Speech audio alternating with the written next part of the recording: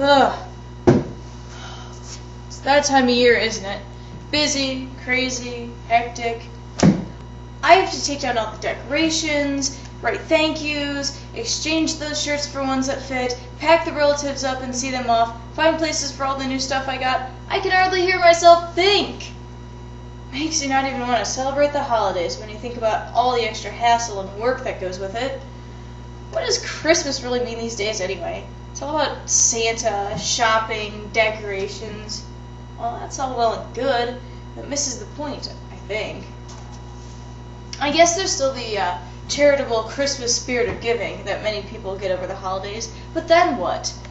After the lights have been taken down, the wrapping paper disposed of, and the holiday vacation ends, the feeling disappears. Everyone goes back to normal. Oh, I can't give to anything right now. Do you have any idea how much Christmas costs? Oh, I can't volunteer for that. I'm back at work again and burned out from hosting my in-laws all break. Well, maybe some scripture will help me feel better about the season. What's the passage for today? Revelations 21, 1-6 through A? Revelation?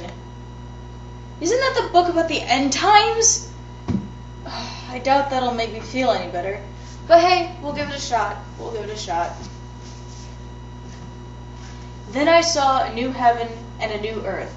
For the first heaven and the first earth had passed away, and there was no longer any sea.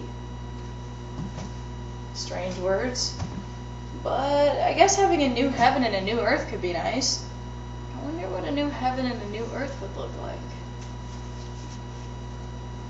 I saw the holy city, the new Jerusalem, coming down out of heaven from God, prepared as a bride beautifully dressed for her husband. Well, I guess it'd be beautiful then. As beautiful as a bride on her wedding day. Yeah, that's all fine, but still a little esoteric. I want to know what this really means. And I heard a loud voice from the throne saying, "Now the dwelling of God is with mankind, and he will live with them. They will be his people, and God will be with him, and be their God. He will wipe away every tear from their eyes. There will be no more death, or mourning, or crying, or pain, for the old order of things has passed away." Aha! There we go. It's like one of those perfect world scenarios. Okay, I get it. What's this last bit? He who was seated on the throne said, "I am making everything new." Then he said, "Write this down, for these words are trustworthy and true." He said to me, "It is done. I am the Alpha and the Omega, the beginning and the end." Well, alright. Having a new order of things is great and uplifting and all, but what does that have to do with Christmas? I guess both Christmas and this new order have to do with beginnings. Christmas is about Christ coming to earth and the beginning of his life as a human, like us. Right now, we are poised on the brink of a new year, which is itself a time of new resolutions and new beginnings. Resolutions. You know, those lovely promises we make to ourselves about how we're going to lose weight, eat healthy, be nicer to so-and-so, work harder, procrastinate less, and just generally be better people. You know, the ones we break after 2 weeks into the year. Yeah, those ones. Instead of making the same tired old goals we've set for ourselves over and over again, maybe instead we should set a higher goal this time. Maybe we should set a goal to bring about this new earth by retaining that Christmas spirit throughout the year. Now you're probably all thinking, "Oh, that's a nice thought, Rachel, but how can I really apply this in my life?" Come on, there is a limit to the amount of giving I can do and how much time I can spend doing things for others. Hold on a minute. I'm not saying you should go for broke with the giving or overcommit yourself.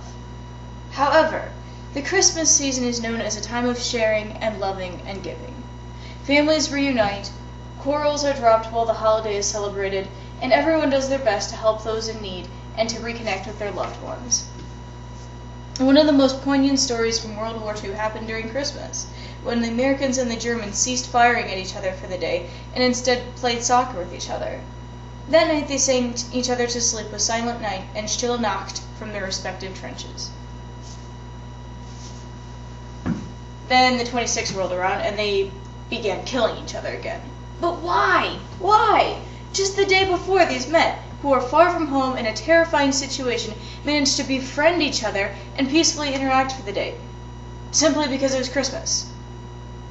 Well, why couldn't that feeling of peace and charitableness have opened their eyes to the fact that they were not so different from one another? Why couldn't they have been at peace with each other the next day, or the day after that, or the day after that? And why, in our own lives, do we separate ourselves from our families again, pick up our quarrels where we left off, and ignore those in need? Perhaps that's what this new heaven and new earth signify, a new order, where we continue to share and love and give beyond just the holiday season.